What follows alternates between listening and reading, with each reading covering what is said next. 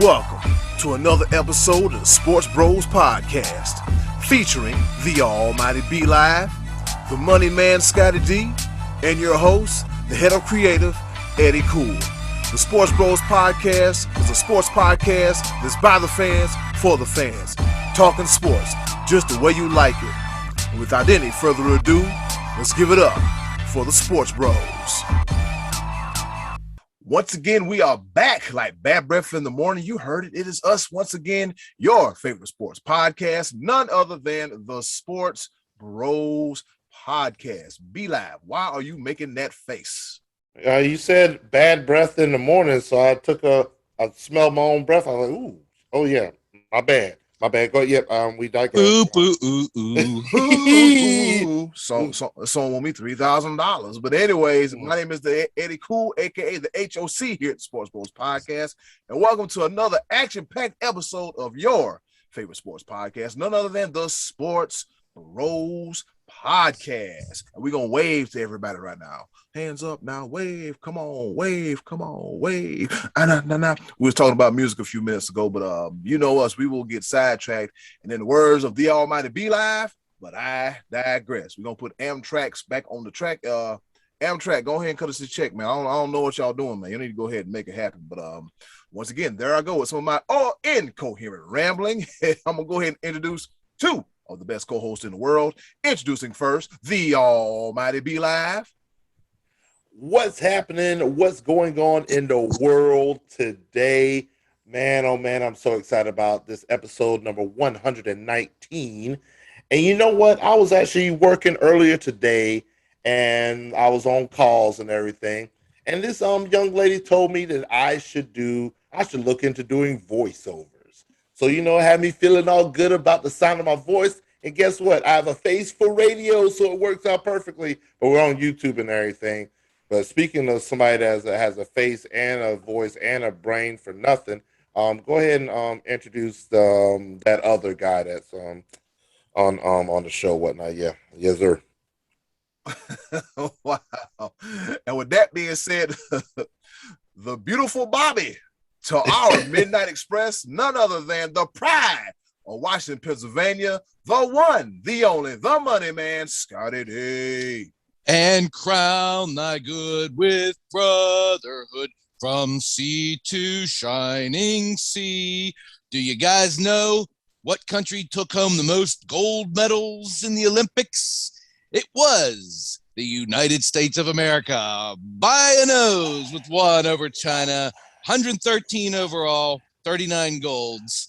And I hope we still have people listening because last week we did like the first 30 minutes of the show on gymnastics. That'll probably never happen again, but it was topical at the time. And young Simone Biles, as you were listening last week, probably had just won the bronze medal. So she got back up on the stand. So good, all good on Simone Biles and all good on you guys for listening, even though I was off on a little rant on her last week. But anyway, let's get back to talking some sports here, bros. I'm glad to see you guys. Good talking with you again this week. I'm ready to rock and roll if you are. Eddie Cole, what's on the agenda this week? What's on the agenda this week? What we got on the order here? All right, fellas, now here we go. The Olympics have ended. It is over with and it's in the books. But guess what? The Sports Bros, we're still going. We're still going to talk a little bit about the Olympics. As Scotty D mentioned, the U.S. won the gold, the medal race, the medal count by a nostril, if you will, a nose hair, if you will. If you got crazy nose hairs, please trim them, all right? Take care of that. It's not, the girls don't like that. No, that's how I know. But anyways, that's either here nor there. The USA get a bunch of medals. Well, fellas, with that being said, what are our takeaways from this year's Summer Games? Well, my takeaway is, why does United States not have a handball team? Did we not? We do not. Oh. And I think it's highly disappointing. I think handball is one of the more exciting sports, so something that we don't watch, but only every 4 years. But for us not to have representation, hopefully. Are you sure we didn't just not qualify? Did we try and not make it? Do we know that? Maybe just because it's not our sport, we didn't qualify. I'm just throwing that out. I have no idea. Honestly, I really don't either. I glanced over an article about it, and I just think that I want to see more handball. I think I'm gonna start covering it on the Sports Bros podcast. I'm having my own feature segment about United States, and there's got to be a handball league somewhere. And I'm going to cover it because that's what I do. I do the obscure, and actually, yeah, we're too busy with arena football to worry about handball here in this country. Is that actually a thing right now? What, arena football? Yeah, I thought that it did not make it. Yeah, the OG arena football I think is over and done with, but you got like mom and pop, like very, very small like arena leagues. Like it's like, yeah, I think the actual arena football league folded the tents. Yeah, but we're looking forward to coming back in 2022. We have the new and improved XFL, owned by your very own Dwayne "The Rock" Johnson. Can you spell? Let's talk about the Olympics, huh? Come on. Back to handball. Okay, so handball, was that the sport where it's kind of like soccer, but they don't kick the ball, they take the ball, they throw it into the net, right? Yeah. It's almost like a combination of soccer and basketball. Mm-hmm. You really and dodgeball. So yeah, you're firing it at the goalie. That's what I'd be doing. Yeah, they're vicious with it. But certain sports that really we don't watch, but every 4 years. Handball's one of them. Table tennis is another. Like, I mean, of course, swimming, track and field, we really don't watch as much of it, but they do have championships all throughout, whatever. But it gets a little bit more notoriety. I want to see somebody besides China win table tennis, but I mean, they're just little tiny little people that have impressive freaking reflexes. So I mean, I would be terrible at table tennis because I'm just too big and too long. The ball would just bounce off my belly. So I mean, that's neither here nor. But it would still be in play. It'd still be in play, so you could just smack it back over. Smack it back up off the belly. It would not be a good situation. Hey, it's just like the NFL with the referees, man. The referee is considered a part of, as a part of the field, a part of the field of play. So, I mean, be like, man, sometimes, with that keg and the pony kegs, it comes at an advantage. You know what I'm saying? It helps you get the ball. Bounce off my left titty. And oh, boy, here we go. We digress. What a weird thing to say. Weird Fat stuff. kid problems. I'm telling you, I got edges and shapes that I don't like anymore. I need to work out. Anyway, do something. Somebody say something else. Scotty D, what's your takeaway from these here Olympics? Yeah, let me try to bring us back to making a little bit of sense here. Often in the Olympics, you see young athletes who kind of emerge as stars. I think we saw that with Sydney McLaughlin. That's the young lady who won the 400-meter hurdle.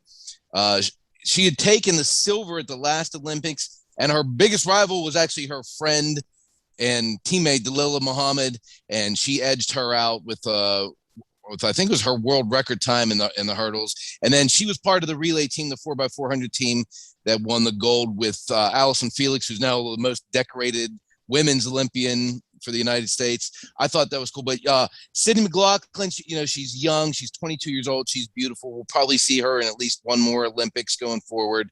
She just has the look of being a star, I think. And she kind of had a little bit of hype coming in and lived up to it. One gold. I thought that was very interesting. The United States took gold in golf, men's and women's. We had Nelly Korda won the gold for the women, and Xander Schauffele for the men. And then both the women and men's basketball teams, women's were pretty dominant, and the men, guys, we were worried early. They looked shaky when they were just getting the team together. Ultimately, it seemed like they did flip a switch. Well, I say you can't necessarily flip a switch, but it kind of seemed like they did. But much kudos, more than anybody else, to me, goes to Kevin Durant, who is much maligned sometimes in his playoff. People have opinions of him playoff wise, because he went to Golden State when they were already good. They won their championships. But this is the third time he's now won gold medals at the Olympics. And I would think more than the previous time. This time he pretty much shouldered the load. He carried the guys on his back. He was by far the biggest star in the team because you didn't have Steph Curry and LeBron and Kawhi Leonard. You didn't have the biggest stars of the NBA, but you had him. And his example, I think the others kind of followed him. The young guys, Tatum's, the Devin Bookers, those kind of guys. And it was KD's show. He scored 30, I think, in 2 games in a row and 29 in the gold medal winning game. And to me, he was the biggest reason that the United States saved face and won the gold in the basketball. So those are some of my things I'll take away memory wise from this Olympics. Yeah, for me, I would have to say I enjoyed watching Luka play during the regular season in the NBA and during the playoffs, but then seeing him continue to do what he does during the Olympics, I'm like, this dude is a certified bucket getter, man. Luka Doncic is the real deal. Like, yeah, this is Luka, like representing his country and scoring buckets and just going off. And that Slovenia team is a pretty good team. And then also it was pretty good to see good old Paul Gasol. Yeah, Paul Gasol. He's not in the NBA, but he's playing nationally over in Spain. I was like, oh, look, we got a Paul Gasol sighting. I'm like, where's he been? Like, there he is right there. And he shot a 3-pointer and got a dunk, I think he actually said this is his last one, but yeah, he did. I saw him hit that 3. I was watching again because that was during the stretch and that whole team was raining threes and Kyle stepped back and hit one too. I was like, man, anybody on this team going to miss? But go ahead, Eddie. I'm sorry. I didn't mean to interrupt you there. Yeah. I mean, it was, I forgot was it France? I don't remember who they're playing against, but the international basketball games were pretty good. And I was like, okay, well, I think I stayed up to see USA and they played like late, like after Monday Night Raw or something like that. So okay, I'll stick around and watch this. And that game wound up being pretty good. But yeah, and then also I might be live too. I saw handball and I was like, this is pretty damn interesting. Okay, they running from the court. Okay, they scoring goals, and it's just like handball is like you got like basketball, dodgeball, hockey, soccer. It's like all that rolled into one stuff. You're not using your feet, so it's just like it was very interesting to watch. And so I'm like, be live. I'm gonna have to look for some more handball because handball it was pretty damn entertaining. What about dressage? Isn't that what it was called? The horses that were like dancing. Did you see any of that? I didn't catch that one. They were actually like high stepping. Are you talking about equestrian? Well, there was different equestrian events. There was like the what are they called? The steeplechase, or whatever. They're jumping over the hurdles. But there was another event where the horses were basically just kind of getting it. They were like, they were dancing basically. I mean, I think it was called dressage, if I'm not mistaken. I might be wrong, but it was something, something crazy like that. But yeah, I mean, there were different equestrian events. But that was the one that I was that stuck out to me is horse dancing. I'm like, how do you make a horse dance? But they were doing it. And so yeah, but he faults me for talking about handball and table tennis. But okay, no, I'm not. No, I didn't fault you of talking about Olympic events here. Now you want to start talking about the dumb football egg where you're the one calling the plays. Be live, actually, you were calling the plays. That's dumb. That's real dumb. So and control football. Yes. But I digress. It's coming back. I need to look that up. I appreciate you reminding me that because I believe they have a fall season coming up too. Oh, very shortly. Yes. Can't wait. But I wanted to just throw in a quick nugget takeaway, a real takeaway. After this men's performance in the Olympics, there are now 5 players in U.S. history that have at least two NBA titles and 3 gold medals. Wow. And the list consists of the GOAT, Michael Jordan, his number 2 man, Scottie Pippen, Kobe Bean Bryant, Black Mamba, King LeBron James, and do you guys want to guess who the 5th one is? Kevin Durant. No. Kevin Durant only has 2. 2 what? Oh, NBA titles? Is that what you said? Yeah. 3 NBA titles? 3 NBA titles. Draymond Green. Draymond Green. You put Draymond Green up there with. Please help me on the gallery view right now. Yes, we're on the gallery view. Yeah. Scott's face is like, Yeah. Hey, true. Draymond stepped up in the gold medal game though, and I don't know if you guys noticed this or were paying attention to what they had the international rule. You can swat the ball off the rim if it's over the cylinder. In the NBA, they call that goaltending. But late in the game, the U.S. had like a 4-point lead, whatever, and France missed a free throw. And as it was bouncing on the rim, Draymond just got up and snatched it, just swatted off the rim. That was a big play. In the NBA, they would say that bucket counts. But in international, if the ball's bouncing on the rim, you can knock it out of there. And Draymond was paying attention. He went out and did that thing late that game. So, hey, that's a good list. I like that. Good call. And Kevin Durant and Draymond Green were getting along. Maybe the enemy of your enemy is my friend. Because they both were getting on Kendrick Perkins. But don't you have a feeling that KD was glad to get off the plane? He's like, I'd do it again. Kevin Durant went. Yeah, he went on Instagram and they were just buddy. They were talking trash about Kendrick Perkins. That's good. Yeah, I mean, it's at some point, it's like, you know what, man, it did work in Golden State. We out here looking suspect on the international stage, so let's just kind of kill all this mess. Let's go ahead and get this gold, man. We want the gold, sucker. Let's go ahead and get this gold medal. I'm just saying, man. Okay, be live. I was going to say thanks also to Drew Holiday, Chris Middleton, and Devin Booker for joining the team late. That was part of it as well. They were when they first played those exhibition games, I think they only had like 8 players, and they were just trying to put something together. But having those 3 players added to the team, they came together and brought the gold back to the good old U.S. of A. America. Yes, sir. And then what happened? Patty Mills, he had like 42 points. So I was like, where'd this offensive outburst come from? What are you doing? Yeah, the international players that are in the NBA really, really showed out. Like it was a sight to see. It's one of those things where that's the beautiful thing about the NBA is that I don't care if you're number 1 on the roster, number 15 on the roster. These guys are ridiculously talented. So I mean, they're good. They're good. That boy's good. So it was good to see them on an international level representing for their countries. It was a beautiful thing to see. And so the Olympics are at a close, and now we sneak into a little bit of preseason football.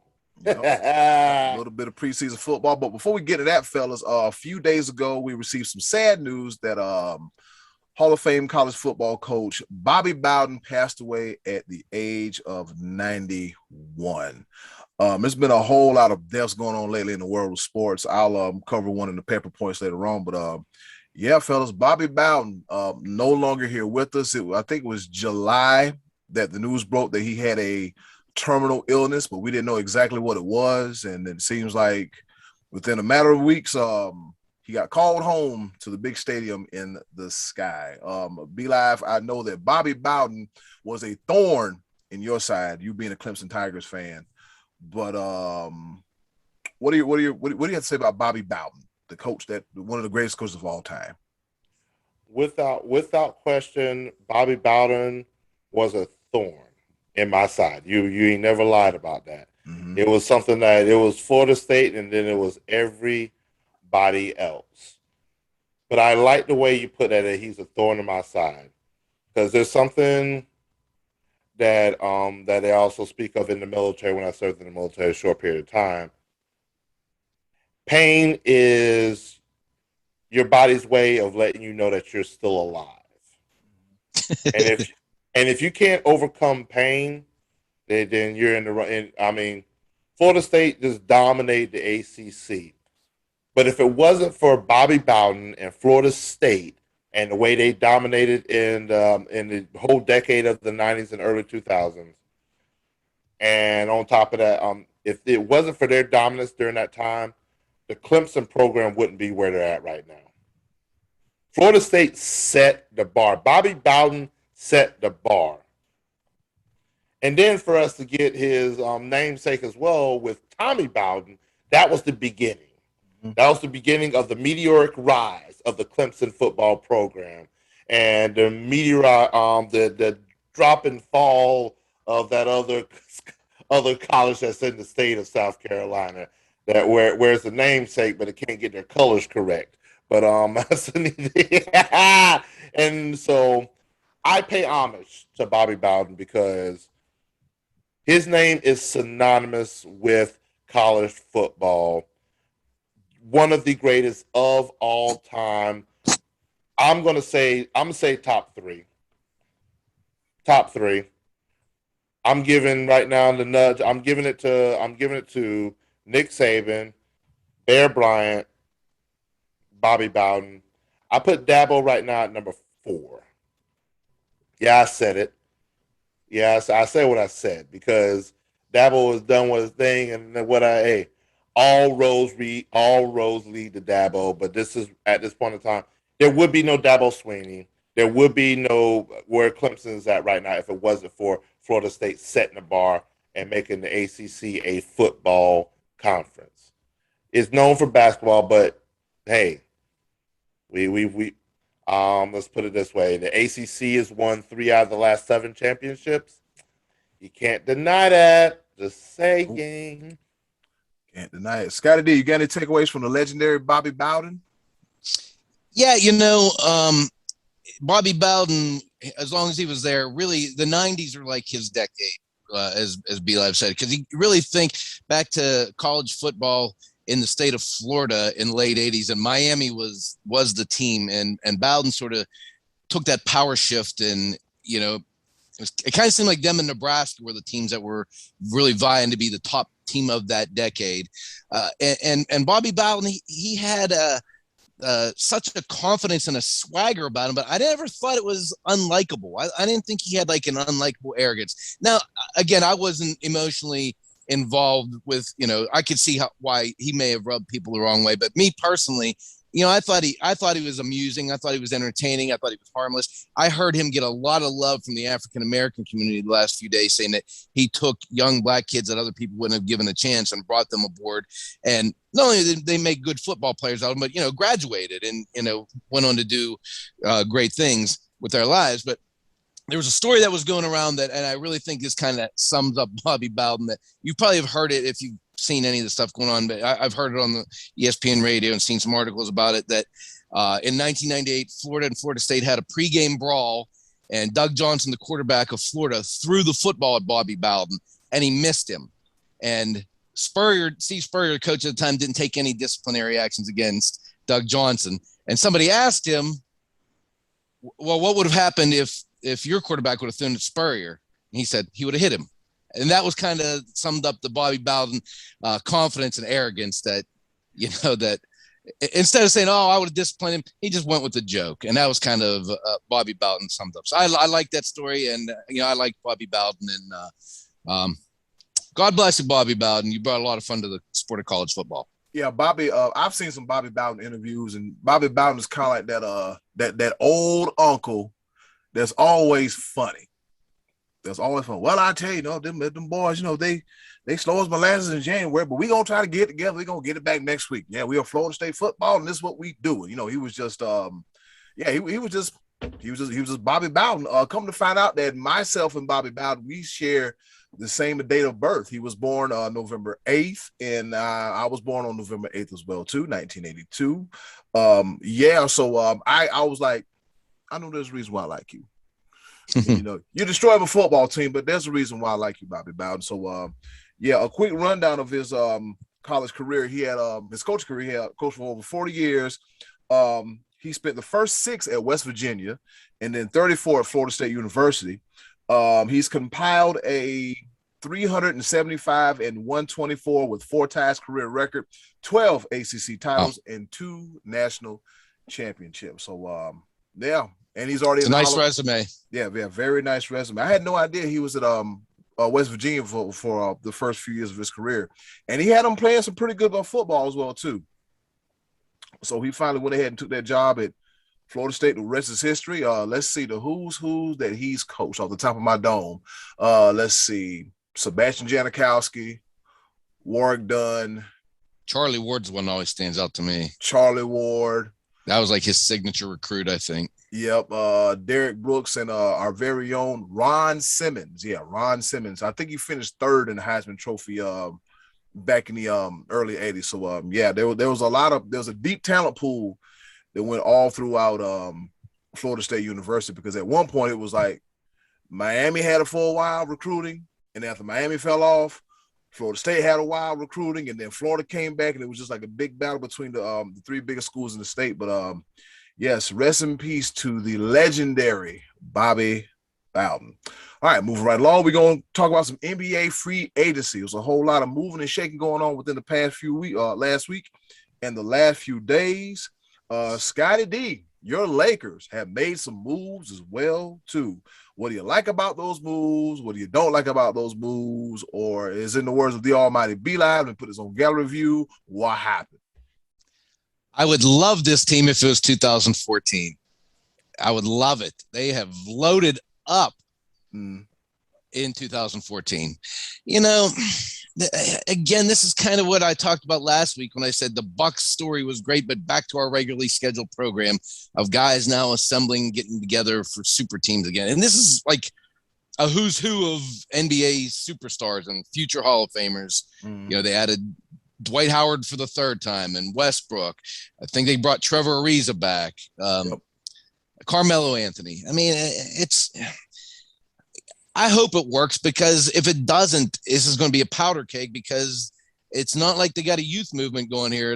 I think they bumped up their average age to 33 years old. I think Anthony Davis is one of two players currently on the roster under the age of 30.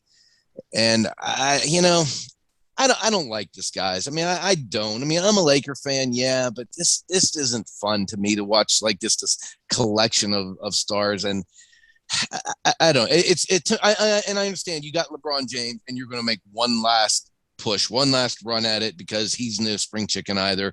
But I don't know. It's to me. I would have. And I've said this before. I would have really enjoyed a lot more watching the Lakers win a championship with Brandon Ingram and Julius Randle and Ball and the other young guys they assembled, Kuzma, and those guys are all gone. They spent years accumulating those guys because they were not playing well and they had, high draft picks. They spent years accumulating that talent. Now it's all gone. All of it's gone.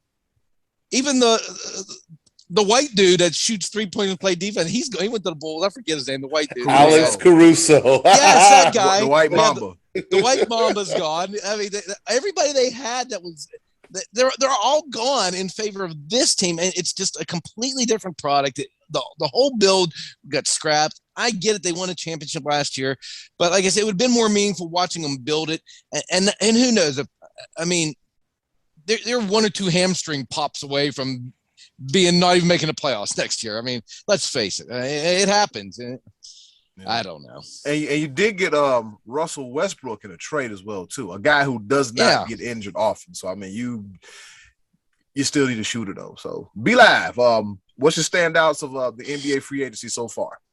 Well, besides Scotty's LAARP Lakers, what in the entire world are the Lakers going to do next season? They like, there's going to be a complete and utter rebuild. Like, are you kidding me? You've got 1 year left. That's it. I honestly believe. Right. I think so. LeBron may have 2 years left, but you're not going to get another year out of Carmelo. You shouldn't get another year out of Dwight Howard. Like, just why? Trevor Ariza, where has he been at? And just whatever. But here's my takeaway. We mentioned Luka earlier. Mm-hmm. My man was balling so hard that Mark Cuban said, you know what? You balled for your country. I want to make sure that you continue to ball for me. So as opposed to you coming back to the States to get paid, I'm going to go over to Slovenia and take the contract with me to come see you. And in terms of 5 years, $200 million, he's going to get on the private jet and fly out to Slovenia and see my man Luka and make sure that he gets paid. paid. Oh yeah, and I mean money is flowing in the NBA right now. Jimmy Butler, 4 years, 184. Chris Paul, he's going to be playing until he's in his 40s, 4 years, 120 million.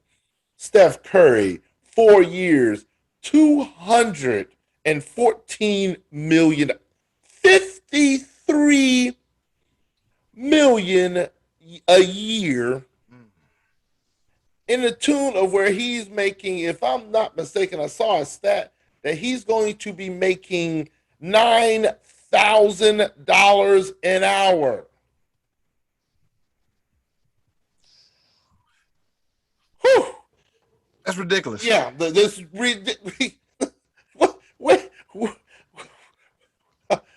boy. Yeah, I mean, just Come up for air, be live. right. I'm just saying that's just that's stupid money, man. Oh man, but hey, it is what it is, and hey, I'm watching it. I'm watching the NBA right now, and the world is watching as well because the money is flowing. The TV contracts are there, and it ain't stopping anytime soon. So man, it's gonna be interesting. I still believe, like I'm still believe in Milwaukee. For some reason, I just think they have that chemistry. I think the Nets are still they're gonna be hopping with injuries. I don't know. They might pull out. I mean, it depends. It's a lot up in the air. We'll figure out more when it comes up to that time. But yeah, money is being thrown. I think didn't Durant get 4 years, 196 million? Yep, he got some more money too. Yeah. So. And then the white mamba Caruso is with the Bulls. They're talking a lot of big things about the Bulls. The Bulls got a nice little young core as well. So let's see what happens. NBA free agency. Let's get it. Yep. Also, Trae Young, he's getting a 5-year, $207 million max extension with the Hawks. Shai Gilgeous-Alexander of the Thunder, a guy that you people need to start paying attention to. He gets a 5-year, $172 million extension. Norman Powell, he's going to the Blazers. 5 years, $90 million. And Kyle Lowry, he finally left Toronto and signed a 3-year deal, sign and trade worth up to $90 million. Duncan Robinson, he's still staying with the Heat. 5 years, $90 million. As this one song say, it's a whole lot of money in this mother. Yeah, it's a whole lot of. It's just money everywhere. Where did Kyle Lowry go? Because I think didn't he go to the Bulls? Miami. No, he went to the Heat. Oh, he went to the. Oh, okay, yeah. That's DeMar DeRozan, his old teammate. That's what it was. His old teammate that tested his steely resolve when he left. God. He went to the Bulls. Okay, all right. That's Kyle Lowry, your fallen teammate, is no longer with you. DeMar DeRozan. That stupid Doris had that stupid DeMar DeRozan interview at the night of the. Anyway, I digress. Going back in time here, but yeah, DeRozan went to the Bulls. Yeah, DeRozan went to the Bulls, and I think the Bulls are going to be exciting to watch next. They're going to be exciting to watch next year because they got Lonzo Ball, and then they got the extra talent too. I think 7 seed, 8 seed, probably play-in team. I think they might. The way the East is looking, Ben Simmons, he's still going to be in Philly because don't nobody want to touch him with a 10-foot pole and Scotty D and B-Lab pushing. Ben Simmons has cut off all contact with anybody from the 76ers organization. So he's still with the team. Yeah. He's just not talking to anybody. Oh, so he's going to... He's isolating himself to concentrate on his basketball free throws. Hopefully free throws. Hopefully everything. Everything. I was about to say you need to focus on everything. Shooting, rebounding, passing, all that. How did Shaq say it? Shoot the ball, Kobe. Shoot the ball. Yeah, shoot the ball, Kobe. Shoot the ball, Kobe. Yeah, man. This and then we got the NBA G League, the summer league. I'm sorry, the summer league is going on as well too. So yeah, we're finna get some more year-round basketball, and so yeah, I'm over here looking. Patty Mills, Mr. 42 points himself from Australia. He's to the Nets. He has a 2-year deal, 2-year deal, $12 million. Carmelo Anthony, 1 year with the Lakers. Malik Monk, he's going to the Lakers too. What else? What's a notable one? Kendrick Nunn going to Scotty D's Lakers for 2 years. Ish Smith to the Hornets. Yawn. Yeah, there's a whole lot of money being thrown around, fellas. A whole lot of money being thrown around. What you got to be live? Kawhi Leonard looks like he's going to be re-signing with the Clippers. Mm-hmm. And there is a little bit of talk of Dame Dollar being traded, Damian Lillard being traded to the 76ers. Oh, Lord Jesus. To the 76ers. I mean, if it's we'll see. Anyways, we'll see. But we got some time between here and then, and that's it for NBA free agency. All right, enough about that free agency and the NBA talk. We are going to turn to football because guess what? This past Thursday night, we had a preseason game between the Cowboys and the Steelers. That's right, Scotty D's Cowboys, where there was a love fest between Jerry Jones and Jimmy Johnson. Scotty D, how you feel about Jimmy Johnson going into the Cowboys Ring of Fame or Hall of Fame? What do they call it? How you feel about that? Oh, the Ring of Honor. I think I think Jerry Jones was backed into a corner on that live interview by Terry Bradshaw. That's what I think. They kept saying, wow, looks like there's an announcement being made. But he actually didn't make an announcement. He didn't go there to plan to make an announcement. He did not. He didn't. He was kind of cornered into it. He did that Jerry grin, like I'm going along with it. He has to put him in there. He actually said the reason why. He said Tex Schramm told him, you can't tell the story of the Dallas Cowboys without the most important people, and that was the guy that won 2 Super Bowls. Tom Landry won 2 Super Bowls. He's been in it since the early 90s. So he has to put Jimmy Johnson in it. And I saw an interview just weeks ago with Jimmy Johnson. Somebody asked him about it, and he said, I almost wish for Jerry's sake he would go ahead and do it just to get it off his back because people have been asking him about that for years. So Jerry Jones, I think, is going to do it. And that, especially now, considering what happened on national TV with that. I don't know if he'll pick a date and do it this year, but you would think he would have been in that before he gets into the actual Hall of Fame. But it seemed like those two were very gracious towards one another. And Jimmy Johnson said a very nice thing in his speech about Jerry Jones, about how we couldn't have done it without you. I think that kind of softening. These guys put their past behind them years ago before, but this actually seemed like it even softened them up even more to almost like a friendship kind of thing. So I do think we'll see that very soon. I love the fact that Jimmy Johnson finally got into the Hall of Fame because for years I've been saying that he should have been in there. And I think most people would agree that had he stayed with the Cowboys, they would have won at least the other one that they did with Barry Switzer and possibly 1 or 2 more with Jimmy Johnson. His legacy could have been greater. He didn't quite get the job done in Miami, although he did turn them into they were struggling. He turned them into a playoff team. So Jimmy Johnson being in the Hall of Fame was definitely it was exciting for me. I expect to get more emotional, but the most emotion I got watching was when they replayed him learning the news. Which we watched live on Fox 2 years ago during the playoffs. I remember that night. I was just, oh my gosh, I was nearly bawling. I was so excited and so happy for Jimmy Johnson when that happened. And he was like suffocating because he was so excited. He was so happy. That was cool. And it was this whole weekend was cool, especially for Cowboys fans and Steeler fans. Both had multiple guys go into the Hall of Fame. So it was a pretty good weekend, I think, overall, and well done by the Hall of Fame from what I saw of it. Yeah, I watched today. I took some time to rewatch Bill Cowher. The guy rolling up on him in the middle of the telecast. I forgot his name. The guy that's in charge of Hall of Fame, and I was like, oh man, he's like, Cowher was like, that chin, you picked the perfect time to zap me, but you got me. So that was cool. And then to also see Peyton Manning, who was in the middle of filming something for ESPN Plus for a show, and then I think Tony Dungy, Bill Polian, and a couple coaches came out, and some other people came out. And then finally, the big guy from Canton came and just told him about the Hall of Fame and everything. So those are always great, watching the reactions and the announcements to the Hall of Fame. So he's like the anti-Turk. Like you always see in training camp, like if you watch on Hard Knocks, there's always, they call a guy the Turk, where he goes up and taps the guy and says, Coach wants to see you bring your playbook, and you know you're cut. Before you even get there, you know you're cut. Yeah. This guy, as soon as you see this guy, it's the opposite. Like, What? Hall of Fame, here I come. It's awesome. I love Yeah. when they show those things. That's great. It was something.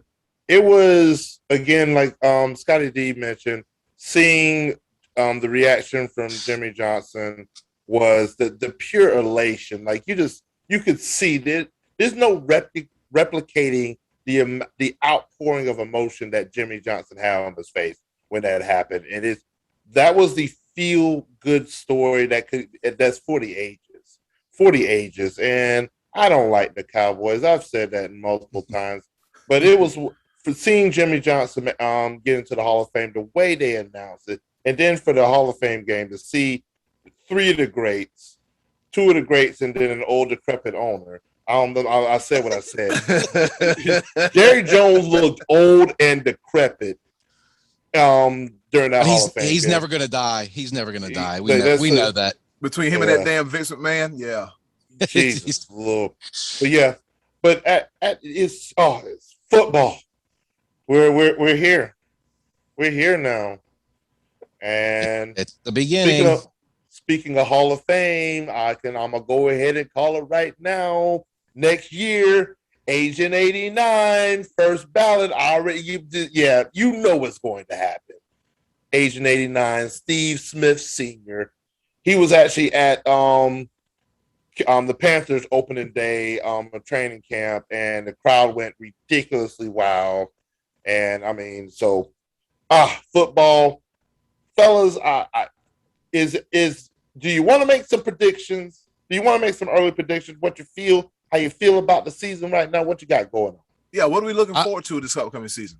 I'm not gonna make any predictions. Yeah, I want to watch a little bit of training camp first before I make any like postseason predictions or anything that strong. But I'll tell you, outside of my own team, obviously, that's what I want to watch the most. But outside of the Cowboys, to me, one of the most interesting stories is how is the quarterback situation going to be handled in Indianapolis now that Carson Wentz is going to be out for a period of time? Are they going to be able to coax Philip Rivers out of retirement? Or will they trade for Nick Foles? That's kind of an interesting storyline for me. And I'm also very interested to see how Matthew Stafford blends in with the Rams, if he's able to take that team to the next level, because obviously there was quarterback problems last year that I didn't even realize, because Jared Goff was their starter and he pretty much got benched going into the playoffs. You know, he was coming off of an injury, but probably would have been well enough to play because he ended up playing anyway. Their quarterback got hurt and he ended up playing anyway, and shipped him up to Detroit in favor of Matthew Stafford. I'm interested to see how that plays out.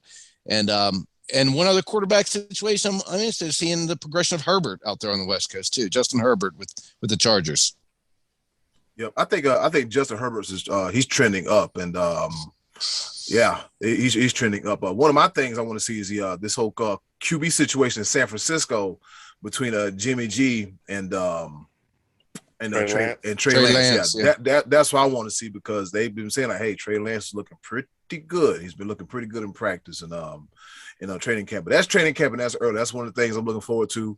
Also, that's what's going to happen in Jacksonville. Will Tim Tebow make it as a tight end, and will Trevor Lawrence live up to the hype, and then one more quarterback controversy up in Chicago, up in Chi-Town. Will it be time for the Red Rifle to mount that BB gun on the mantle, and we get to see Justin Fields? Or very interesting. It's going to be very interesting. Also, the Saints situation. That's another interesting situation too, because they got this whole thing, Drew Brees not being there, and then Michael Thomas doing Michael Thomas stuff, which is good if you're a Panthers fan, which is good. We like some dissension among the ranks against other teams. So it's gonna be very interesting. What you got, B Live?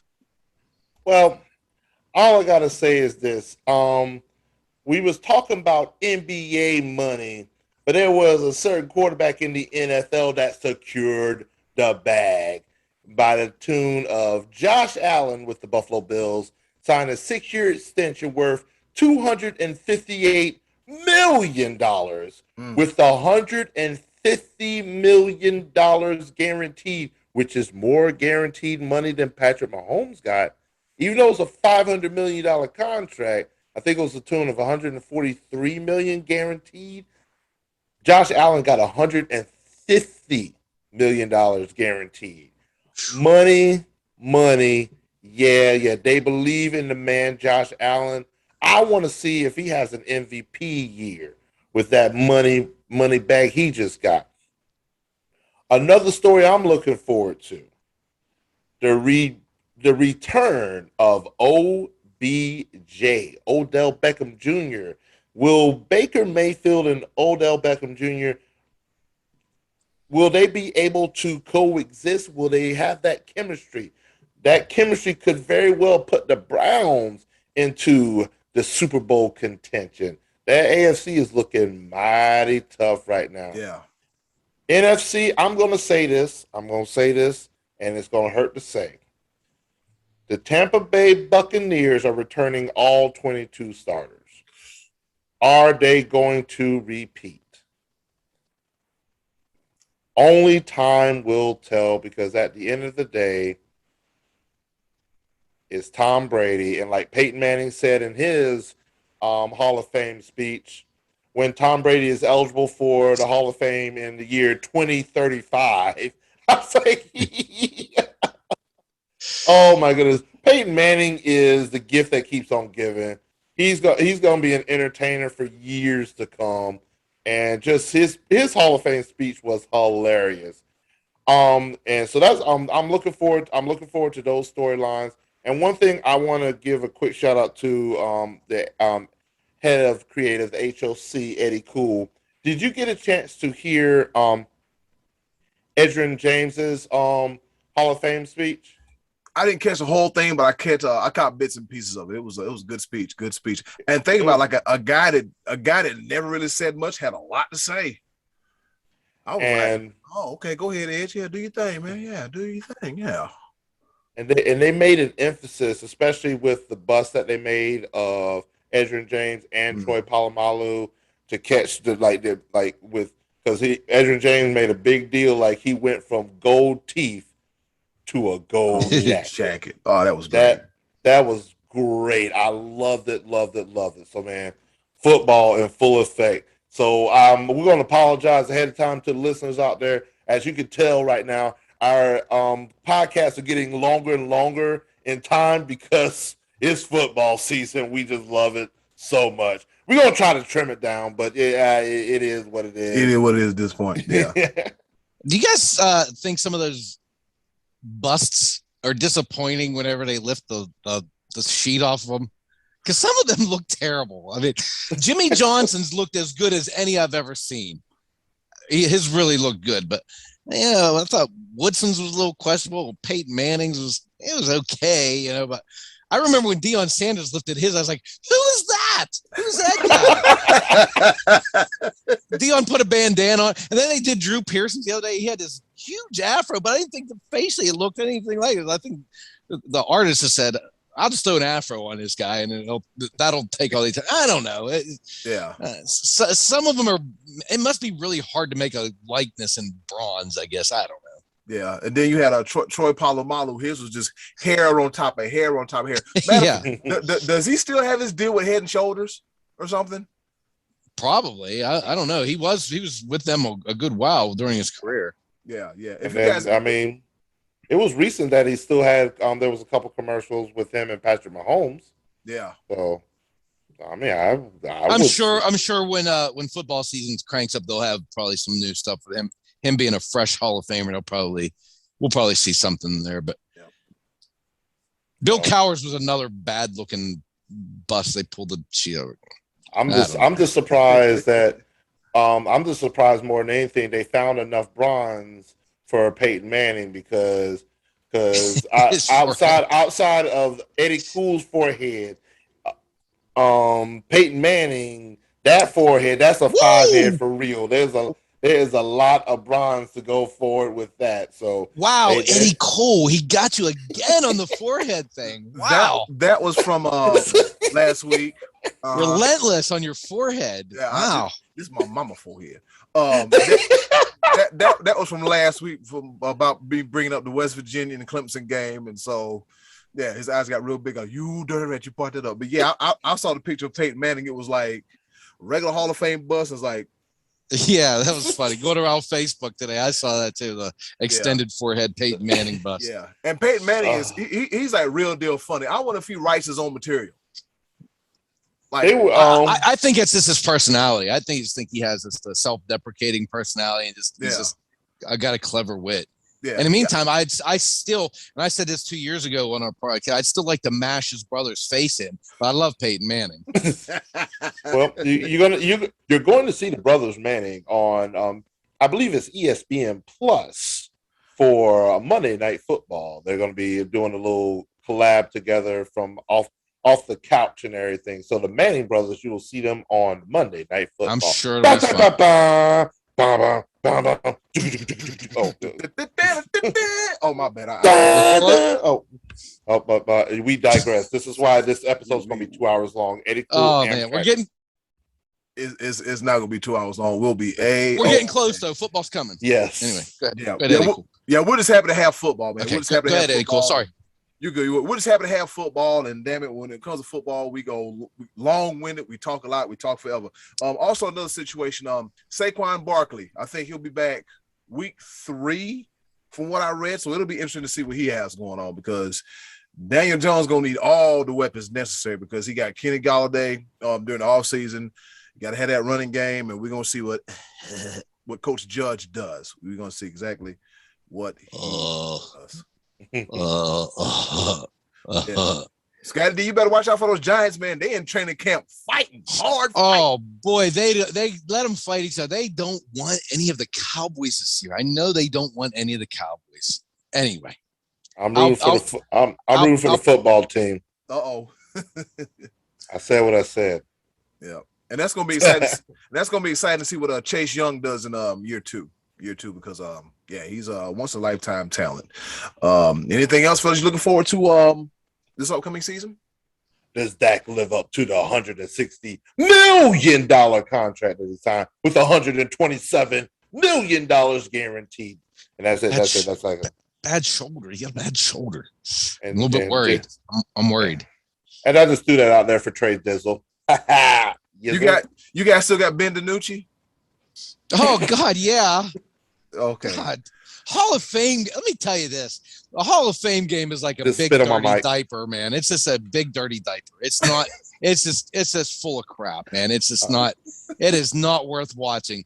It was on while I was playing on my phone the other night, but it sucks to watch that game. That's a bunch of dudes that are never going to play again, barely played together, barely practiced, and all your guys that you want to watch or stay on the sidelines with their jerseys without even pads on.